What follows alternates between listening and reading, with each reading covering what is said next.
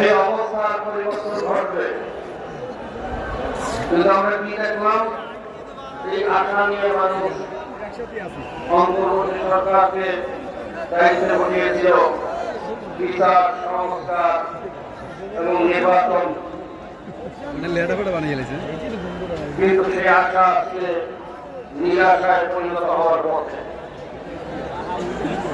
Doctor Yunus সাহেব আমাদের মহল্লার মানুষকে বলেছেন, হুজুর কাজ কিভাবে করবো, যখনই কোনো কাজ করতে যাই বিশেষ করে তোমাদের নামে বলেছিল তারা পাহাড়ের মতো বাধা হয়ে দাঁড়ায়, সামনে অগ্রসর করতে পারি না। জনগণ চব্বিশের উপর